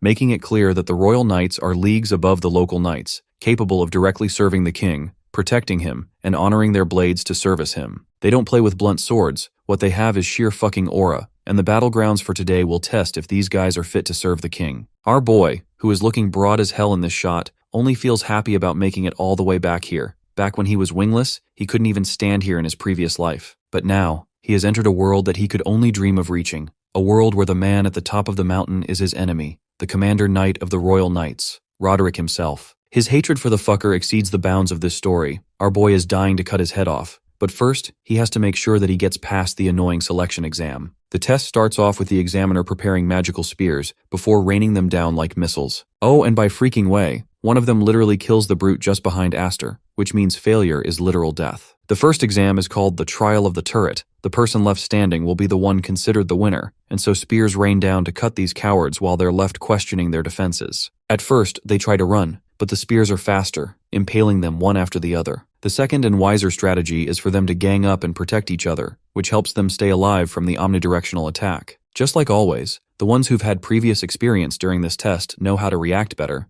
The examiner argues that even that won't save the majority of the group, because the first test alone has a 30% survival rate. Ordinary strategies won't last these candidates long, but some interesting combatants are showing prominent results. Finally, Aster is standing there, menacingly farming aura with the spears not even touching him. The rest are questioning what the heck this kid's strategy is, or if he's already frozen in fear. Watching from afar, Grion is praying for our boy's demise, begging for him to get cut down and slaughtered here. And then comes the moment we've all been waiting for. Aster reaches for his gorgeous black sword, unsheathing it in a crimson fury, cutting each projectile all at once. It's a spiraling storm that doesn't even allow any projectile to touch him, with the awakened young master challenging the examiner to turn up the heat. The storm is enough to prove the point that this kid is a literal monster, stunning the examiner himself, who can't believe at the genius of the candidate to create an updraft, as he was the storm itself. At long last, the storm of mana comes to its fitting end, surprising the examiner as it draws all the attention to our boy. The examiner applauds the survivors, creepily encouraging them to look at the bodies of the ones who fell, as those standing have officially passed the first trial. However, without any amount of rest, the examiner intends to show them their next trial, leading them there right off. Smites and the others are overwhelmed in fear and shock, realizing that they're not even going to catch a break despite having faced literal hell. Aster taunts him for getting exhausted already, while the senior can't fathom how this guy isn't even fazed by the test, and has even drawn the attention of the examiner conducting the test, who thinks that the wielder of the 7 wings is a literal beast. The state of things is now clearer than ever. Grion recalls his conversation with a certain someone who ordered him to ensure the boy doesn't become a royal knight for the sake of the main family. The examiner leads the candidates to the next trial grounds, explaining that they will all be granted identical swords for fairness. Some of them seem confused, making our boy wonder if something is different this time. Smites explains that the swords typically given aren't too different. His best guess is that they're all on guard because of the mana blade that Aster uses. In other words, fairness is being introduced specifically because Bro has a weapon advantage above all. Interrupting the calm, Grion comes along to berate his cousin, taunting Smites for becoming Aster's lackey. The senior fights for his respect, but Grion continues to disrespect him by declaring him one of House Smite, making the guy a third-rate noble who is going to learn a painful lesson for allying himself with the wrong person. This threatening tone turns the senior into a bitch, who quickly addresses Grion with utmost respect, explaining that he's got nothing to do with Aster. The whole situation doesn't disappoint our boy, but it does go on to show that his allies can be snatched with ease, making this battleground a hostile setting. The examiner calls for their attention to explain the rules, This fight is going to be a siege battle in which they're to be divided 3 times, fighting for control in several camps. One camp is considered occupied when the contestants' team's flag is displayed on the flagpole, and occupying 2 camps or more will determine the victor. Actions taken to destroy the flags are prohibited, but aside from that, there are no limitations. The swords granted allow full permission to kill any and all enemies in their path, making it a deathly battle royale. With the explanations aside, the examiner divides each team. Grion takes Camp Red, another notable kid takes Yellow, while Smite and Aster have Blue to their name. With the smoke signal already blown, the trial is set in motion. There are a total of 3 flags distributed per camp, with the goal of seizing 2 camps. This practically means that only 1 camp will pass out of 3, but there's something more frightening that Aster is worried about. The rest are focused on the fact that they're going to be up against the main Elmheim family. Our boy doesn't get the source of their fear, while the senior explains that they're all terrified of the retaliation of the Elmheim family, especially since their opponent is none other than Grion, the young master of the main family line. If someone even dares to point their sword at him, they'll be defamed and their families will be slaughtered. That lingering fear is always around the corner. Aster questions if they're already giving up on this trial. The senior expresses that they can just wait for the next trial to come, as it's a wiser decision than to throw away their lives. These cowards know that someone possessing the 7 wings can't possibly understand the situation of weaklings. But this too is an interesting event. Aster is now going to play solo on behalf of the blue team, perfectly understanding that the Elmheim family's terror looms over all. These bastards are tyrants who don't expect defiance, Grion being their main symbol as part of Roderick's son. It's natural for the weaklings to feel the way they do. Intervening in this family feud is a mess for any outsiders, so our boy can get behind that logic. Still, as he approaches the yellow house, he finds the environment rather quiet, making him wonder if these guys are trying to be quiet on purpose. The leader of the camp is impressed that Aster came all the way here without any backup, which means the situation is going exactly according to the expectations of a certain someone. This mysterious he draws Aster's attention,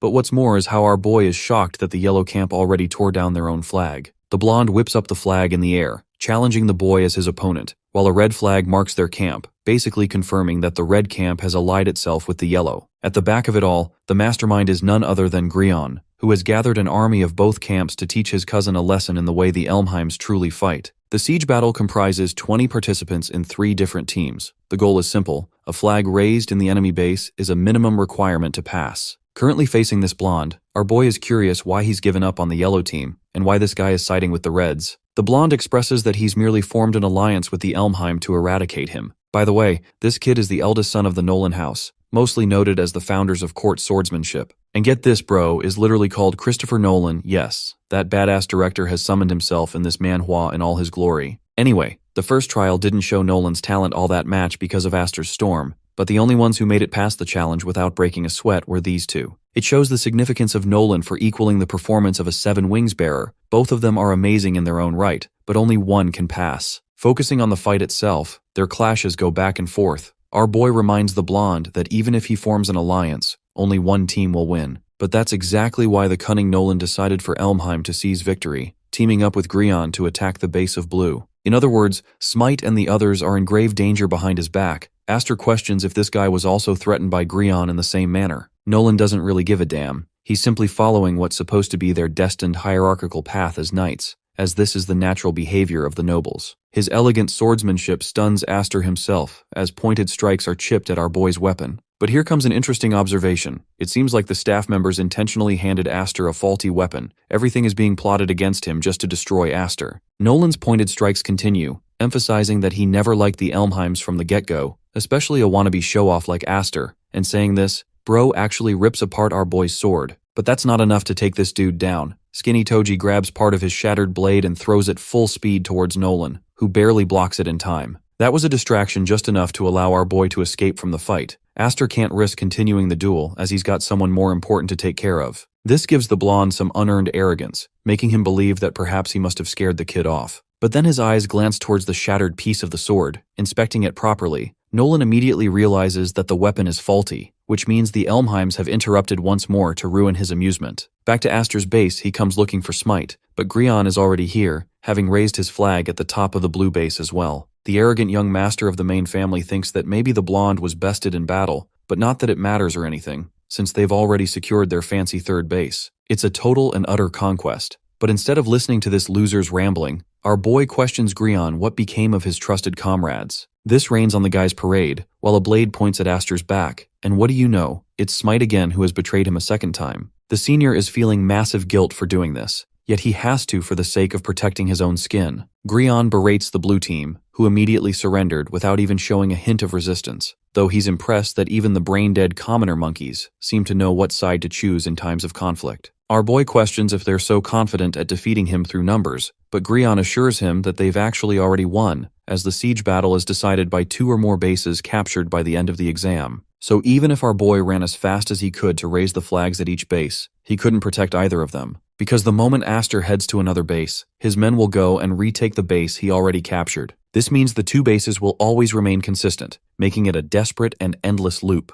I have to say that even for a shitty villain, this is quite the intelligent strategy. But of course our boy has a different answer with his brute force approach of taking down every single one of them. Aster reaching for his blade terrifies Smite and the others, but the young master of the main family calls out our boy's bluff, already knowing that the sword he wields is a fake. Despite the brilliance of the 7 wings, without a weapon, none of it matters. This begs the question if Jon Snow over here wants to take on the whole army without even a sword to his name. Oh, but you see, Aster is the embodiment of aura, unsheathing his shattered blade which stuns Smite, before tossing it aside. This makes Grion believe that he's already won the fight, but the moment this shattered sword hits the ground, the young master locks eyes for his next move. First, the young master disarms with flattery, praising Grion for his excellent strategy, but the moment Bro's sword hits the ground, this man dashes with super speed, kicking the crap out of Smite and launching him several feet apart. Thanks to this, he catches the sword that was flung up in the air, and with it, unleashes a wave of mana to strike down his enemies. All of this happened in mere moments,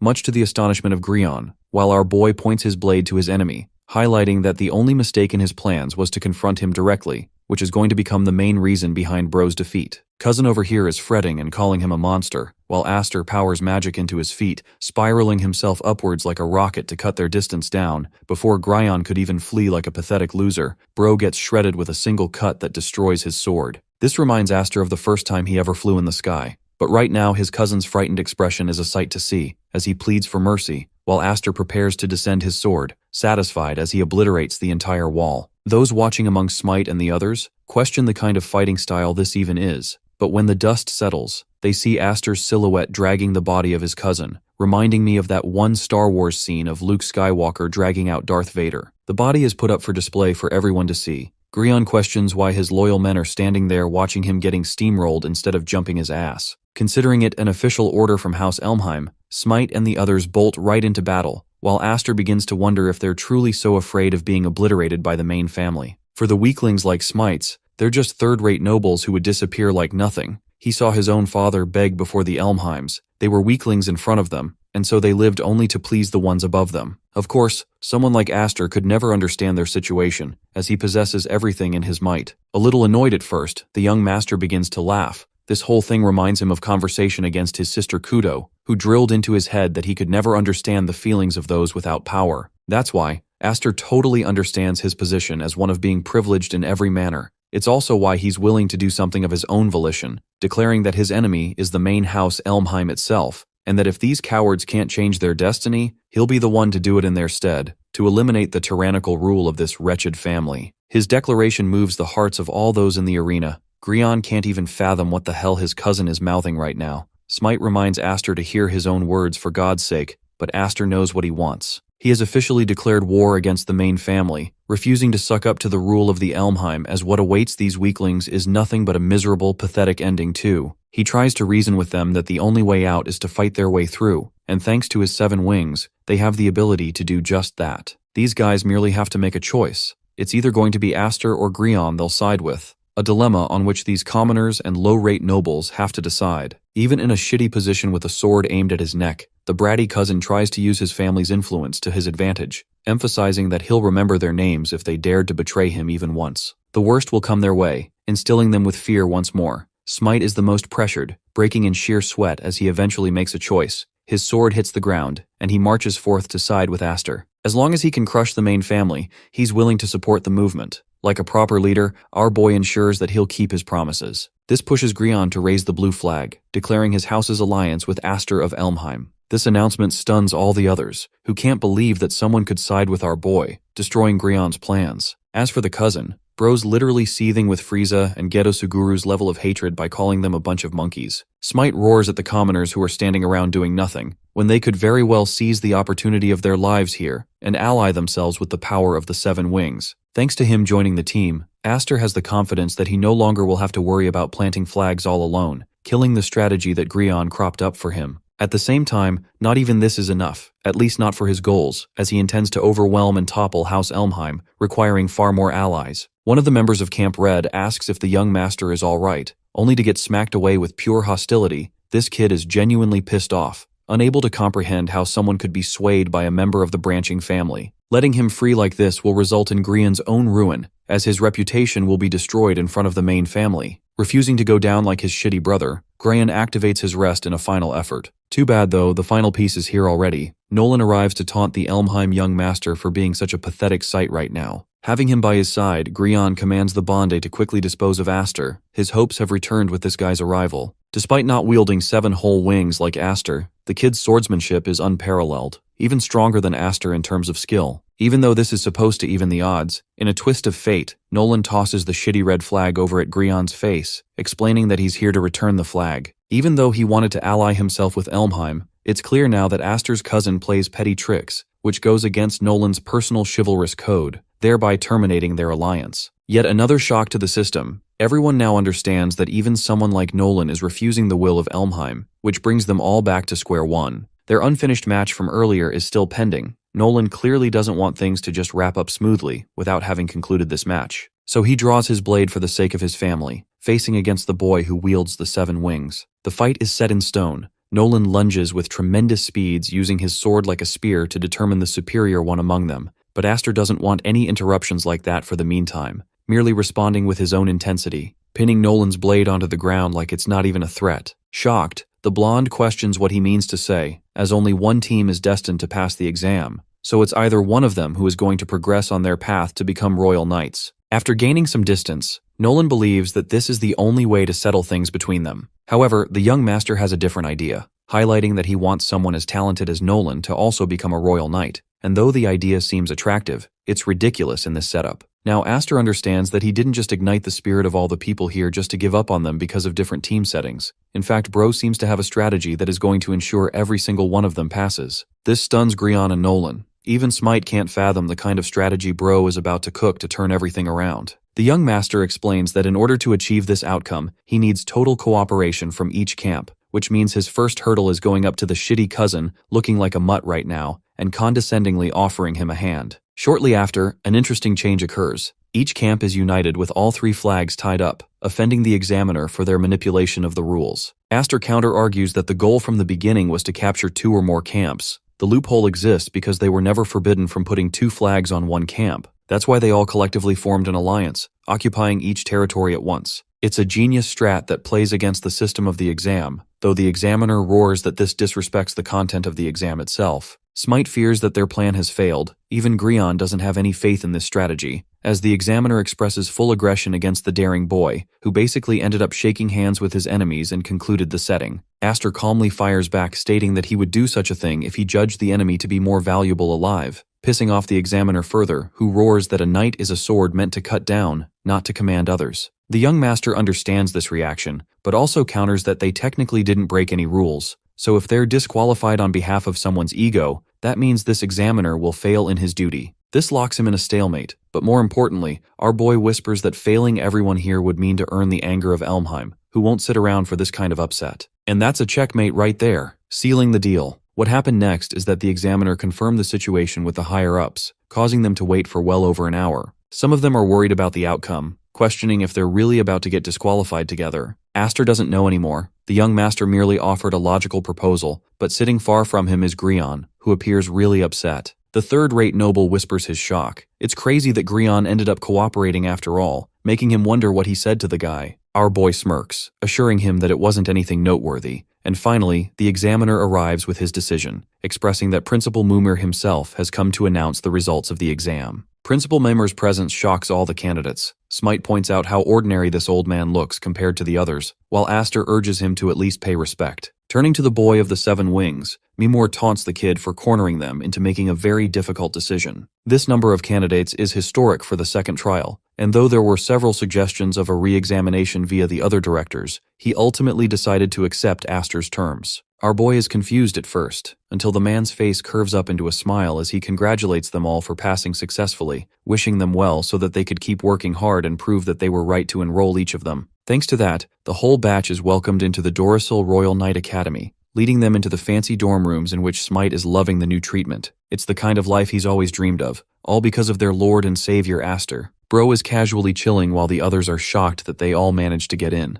This increases his influence and loyalty among the commoners. Also, can we talk about how Nolan's physique looks aesthetic as hell? Bro's like a Greek god out here, who sneers at these imbeciles for immediately switching over to Aster's side like that. Bro also shares no intentions of thanking our boy, even though Smite humbles Bro's ego by expressing that he lost to Aster. Our boy doesn't really care for the most part. He's concerned with the fight against the Elmheims, as well as sharing the center stage with the others as candidates. Victories like these remind him of the fact that there's a movement rising to turn against the mainline family when the time is right. The rebellion begins from these walls inside. Now, as for Bro's older sisters, they've graduated already. Alphen is still here since she enrolled just a year prior, so she'll quickly be an immediate ally for him. Training classes officially start tomorrow. Aster gets out of the pool to acclimate himself to the setting of the academy before he can start things through. But interestingly, he turns around to find his loyal servants following his every step. Bro is creeped the fudge out when he notices them stalking like this. These idiots are now a bunch of dogs who want to worship him like some kind of prophet,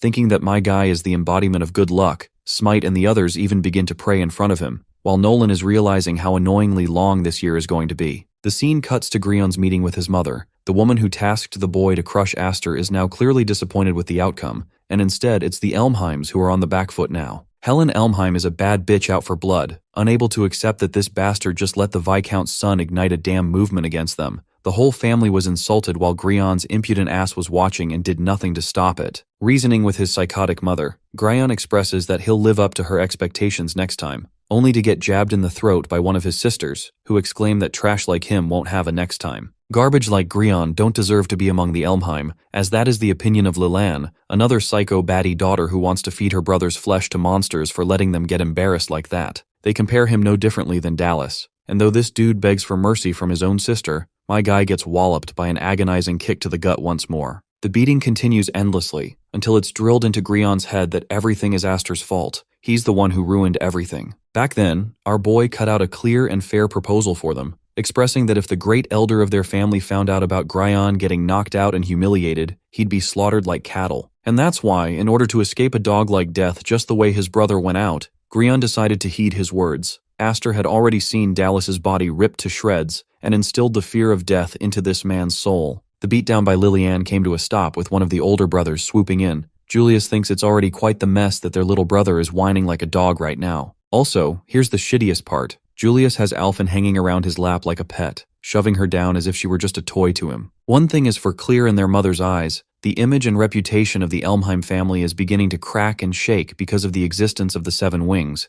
which is why their next orders are to go and remind everyone that their reputation isn't just for show. The siblings are ecstatic to hear those words, prepared to show the brutality their family promises. Classes officially take off with the knights being trained under the banner of the excellent Royal Knights. Royal Knights are warriors who transcend every other in combat, and might, the best of the best fighters of their caliber, are among this group. Any person who aspires to reach the ranks of the elite knight has to be special as well. Smite is seen training, but his blade can't even cut down a board properly. By the way, the candidates are divided into 6 different grade levels, and each student is prescribed a curriculum in accordance with their talent. Long story short, the more skill one has, the more opportunities they'll gain to learn advanced techniques. As for the people who can merely only swing a sword, they're considered third class. Even Grion is out here struggling for his life. Second-rate warriors are those who can manipulate magical power at an intense rate. Nolan is having a very confident hold of his training so far. Finally, the ones who obsess over mastery in both sword and magic are classified as first-rate. The examiner refuses to entertain any warriors beyond the third-rate level, and in order to learn the top-level techniques, one has to keep proving their worth and power. By the way, while Bro is out here giving this speech, our boy in the background is literally cutting dimensions with a single mana blade. The rest of them are starstruck. Aster concludes the cut, chopping off the test board like it's no big deal. This is the level that the others are to aspire after,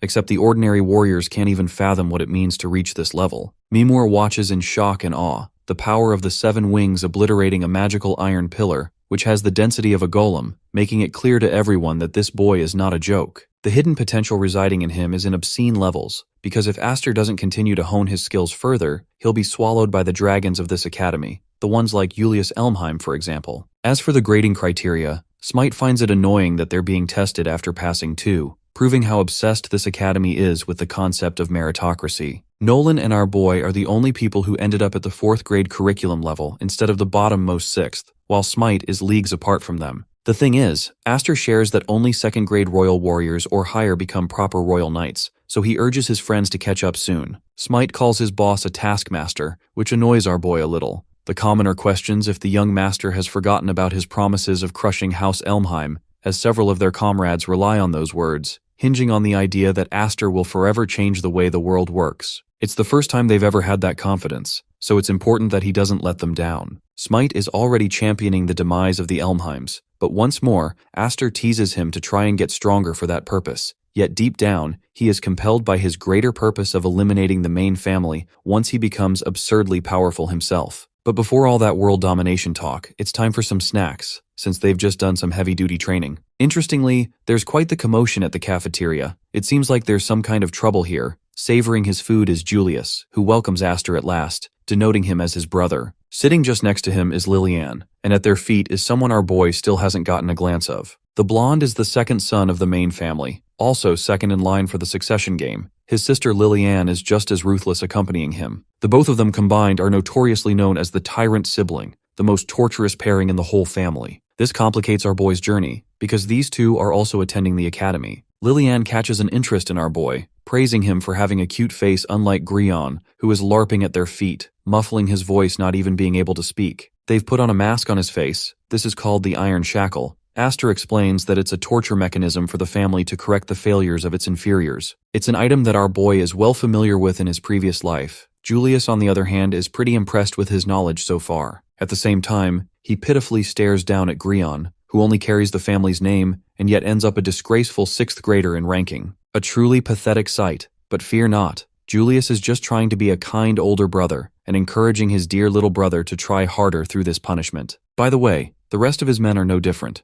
All of them are bound by the iron shackles. Their lives are dependent on whether they succeed or fail, which is the only way for them to receive nutrients. Failure means getting cut off from that supply and then death. Smite questions what is wrong with these people. They're all wearing the same stupid mask. Julius makes fun of them as a bunch of hungry beasts, the seniors of the academy. Among them, he encourages a certain someone to quickly show her face without being shy, and that person is a girl who walks up for their little reunion. The moment Aster glances at her red hair, Bro is traumatized by the state of Alphen, who has been reduced to a literal slave also under Julius's tyrannical command. The older brother has pushed the right buttons to get our boy provoked. While Alphen can't even bear to look at our boy in her current condition, Aster is royally pissed off and unsheathes his blade, roaring at the brother and questioning what the hell he did to her. Throwing around a bundle of iron shackles, Julius exclaims that he's actually prepared a whole bunch of these to welcome the freshmen in kind. Since Aster has joined the academy, the older brother of the Elmheim is dying to savor a welcome party with them together. The men already working under Julius are ordered to recruit these newbies under the new class of the Iron Lead. The only way for any of them to be promised a decent meal is to make sure these guys are on their faces as they're dragged back. The seniors of the academy quickly unsheath their blades, attacking the newbies who are far less experienced. Smite is having trouble facing them. Even someone like Nolan admits that each one of these is minimally a 4th grade or even stronger than that. Though Smite had ambitions of facing Elmheim, Bro wasn't expecting to meet the final boss on day 1. They can't manage the power gap between them. Turning to our boy, he asks for advice, but Aster is out for blood right now. This man's sword is bleeding red mana as he cuts anyone who steps in front of him out of sheer fucking intensity alone. Tending to Julius, he inquires what his big brother wants to make of this whole situation. The older brother keeps his sarcasm up high, expressing that he's practically showing some goodwill, since his classmates don't really have any talent to show. The weaklings who passed the exam simply because of Aster's influence have to be punished. They need to be humble and reminded that they did not win on merit. In order to make sure the Elmheims aren't disgraced, Julius intends to wipe the smug off their faces, and since he's the leader, he won't expect any weaklings among his group. So that's why he's doing things the Elmheim way, but after that long-winded explanation, our boy straight up says that he doesn't give a damn. What he really cares about, as his sword burns with fury, is that the bastard quickly removes the mask from his sister's face. Saying so, Aster jumps up to cut him down, But to his own shock, it's Alphen who intervenes and stops him from fighting. She doesn't even see him as her own right now, unleashing powerful swings against him,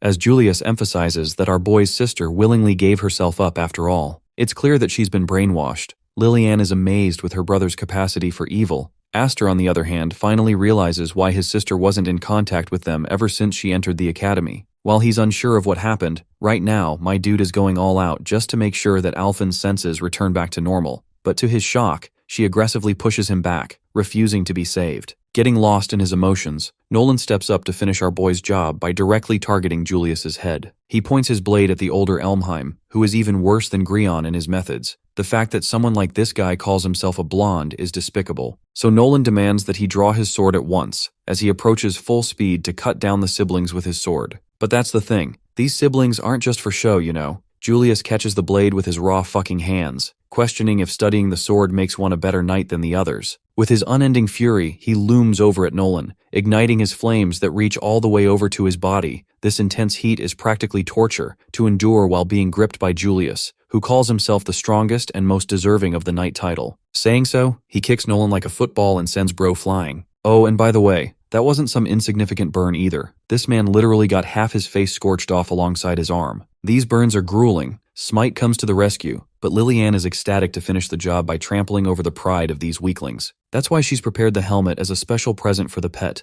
reserved for Nolan, but of course she has no regard for Smite's weak ass either. Julius understands that being weak is a sin. The ability to do anything is a privilege of the strong, and though our boy used his influence to gather allies, they're currently being demolished and slammed with helmets. That is the Elmheim way, where the strength devours all. It makes the older brother question what Aster intends to do next, what side he'll take, and completely going on a rampage, our boy launches full speed against Julius, who casually dodges the sword swing like it's no big deal. What's more is that he grabs our boy by the neck, using the same exact technique that he did against Nolan to burn him to the ground. And yes, I'm starting to realize that this story is actually peak because even the side villains are really strong. Smite worries for their boss, while Julius is supremely disappointed by the might of the Seven Wings, calling Aster a letdown at best. As he's burning, our boy prepares his sword, reminding the bastard not to get cocky just because he parried a single attack. With that confidence, this time Aster unleashes the mana storm to quell the flames that Julius created, deterring all his magical power. The next swing is aimed right for Julius's neck, who is pushed back by a spiraling vortex of both crimson and flame magic. Now that Aster's free from the hold, he wonders if his dear older brother can continue yapping on what he was saying earlier. Something about the idea of strength toppling the trash who should always keep their mouths shut. Talk about shit talk at its finest, badass protagonist right here, people. Smite can't believe what he just saw. This man literally freaking laid out the top dog in the academy. But Aster understands that this fight is far from over. Julius gets up exclaiming how badly that last attack hurt him, but in truth, Bro literally looks fine as he dusts himself off, taunting him for not even being able to scratch the dude's crest. Smite realizes that nothing even happened. Lillian smiles in jest, as if she was never even worried in the first place. She only makes fun of his ass to get countered after talking smack, but Julius is pretty chill about the whole thing and expresses that he's got feelings too. The same chillness goes out the damn window because this man blazes up in fury for being called a piece of trash by Aster. He points his fiery blade at the Viscount's son, calling him cocky for getting arrogant in their little game. This time, however, Julius is bringing out the real heat, assuring Aster that this will be his grave. Our boy isn't the least bit intimidated and advises him to just quit senselessly threatening him, and that instead of talking shit, he should start attacking. Like I said, badass protagonist right here. Anyway, the blonde pulls back his sword to engage, and right as their duel is about to begin for round 2, a certain director comes along, stopping them from engaging in senseless combat. It's Earl Mays, who reminds these idiots that the cafeteria is for eating food and not straight up destroying the whole place down. Even as a director, he can't sit around watching their little mess continue on. But Julius thinks he owns the place, ordering even the director to stay out of their business. Earl Mays doesn't even let the insult affect him. Bro taunts Julius back for being a first-grade top candidate and still getting worked up over an inferior person, which should harm his reputation. So he comes to Aster's aid and makes it seem like it's him getting help, causing Julius to finally put away his sword and dispel his anger just this once. Bro turns around and orders his men to return since their little welcome party's all wrapped up. The situation isn't concluded according to Aster's desires, who wants the fight to go on, but the director apologizes to him and begs him to stop for the meantime. What really bothers our boy is his sister siding with his enemy. Aster calls out to Alphen, who returns the meanest side-eye to her brother before moving on like he's a nuisance. It really saddens our boy to see her get treated like that, And in the next scene, Astor's group discuss the reality check they faced going up against the Elmheims, to the point my boy Nolan got the Todoroki treatment. Even a few of their own comrades were dragged by the seniors because of the masks, so the next move is undecided. First off, Astor is annoyed that Earl Mays, the director, let things devolve to such an extent. His assistant shouts at the bastard for not even showing basic respect to the same man who stopped the fight. But this chill guy is okay with a little boldness. He reminds Astor that they go way back in their relationship. Back when the dude was first summoned to the main house, the only person who actually supported him was this man. It's undecided whether or not this dude is a friend or enemy, or what his thought process looks like. But Smite is confused that if this guy is truly a director, then how the hell are the Elmheims dominating the whole academy like this? To make things fervently clear, Earl Mays emphasizes that he also belongs to the same house. He doesn't share any involvement with family messes unless absolutely necessary. Astor finds it a huge deal that he's not doing a damn thing about Julius forcing kids to wear these torturous masks. But you see, this has always been the state of the academy in the first place. It centers around meritocracy. Any method that forces growth and evolution of the inferiors is considered fine. For example, the kids under the command of Julius actually do end with their progress shooting way up, their grades excel, and even the principal is okay with it. This confirms to our boy that he's all alone in this fight, that he can't rely on the higher-ups at all. Earl Mays understands that the boy is being reckless and intends to just march inside the enemy base for an attack. However, there's one big problem with said approach. Earl Mays shares that each step the boy takes is closely being watched by the main family. They're waiting for him to slip up even just a little so that they can force his expulsion. But even that excuse isn't enough to stop our boy from doing the right thing and saving his friends. It's not even out of his desire to exact justice, but the fact that the iron shackle corrodes the soul of the human wearing it. It makes you a literal slave, steals your words, takes away one's self-respect, and even the will to rebel. That makes those people into puppets. It's a horrific fate that he wouldn't wish upon anyone, while Earl Mays is shocked that he knows the experience so well, as if Astor himself has seen it somewhere. Our boy vaguely hints that he's seen something horrific like that, and he refuses to let his friends go out in the same way, which makes the director wonder what he's about to do next. The youngest son of the Viscount clarifies that he isn't planning on getting expelled. Peaceful resolutions are far better, which surprises Earl Mays, as it hints at an interesting plan. Wielding the iron shackle, our boy reminds the director that he too has his own way of fighting, or his own Naruto's ninja way. 3 days flew by in a blink of an eye. Smite and the others are training relentlessly in hardcore combat.